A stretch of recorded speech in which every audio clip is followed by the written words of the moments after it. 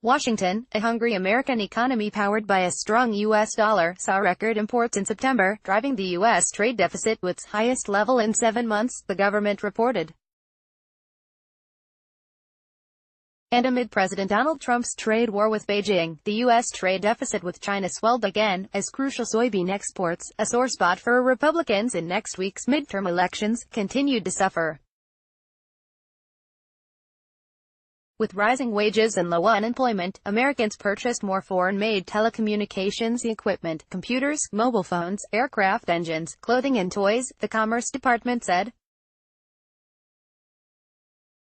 The U.S. trade deficit posted its fourth straight monthly increase, rising 1.3% to a seasonally adjusted $54 billion, significantly overshooting analyst forecasts, as imports hit $266.6 billion, the highest level ever recorded.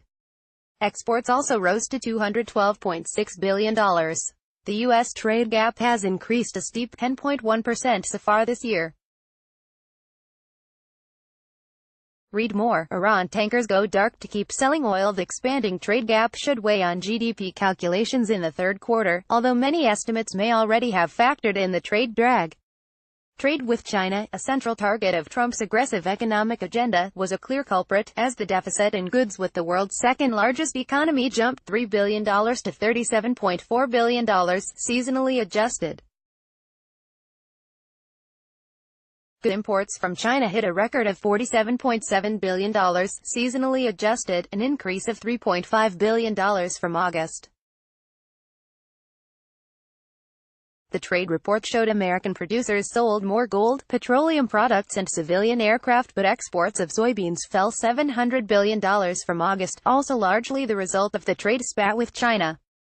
Read more. CM takes notice of citizen's death and Dolphin firing trade truce with China.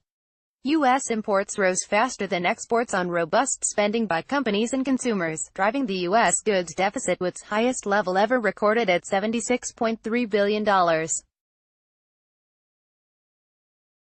U.S. goods imports also were the highest ever, at $217.6 billion.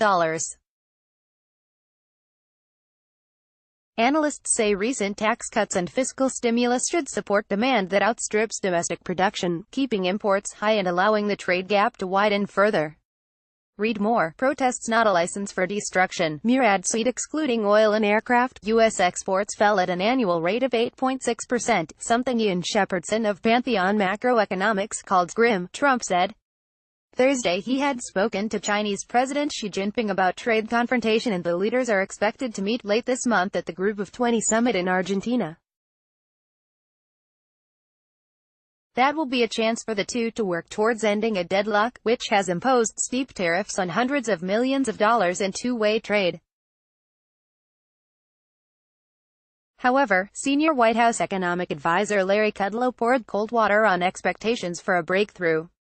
Read more. Quality educational system Gov's top priority. Alvey, look, there's no massive movement to deal with trade, Kudlow told CNBC on Friday.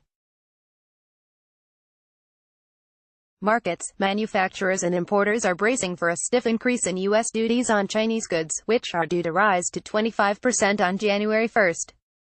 Trump has slapped tariffs on more than $250 billion in imports from the world's second-largest economy, alleging massive state intervention and technological theft, and has sought leverage in talks by threatening to put duties on all Chinese imports. Wall Street interrupted this week's rally, closing down sharply on fears the U.S.-China trade war could worsen. Read more. Trump versus Obama on final U.S. campaign weekend. The risks from a trade war remain our biggest concern in light of recent events, Oxford Economics said in a research note.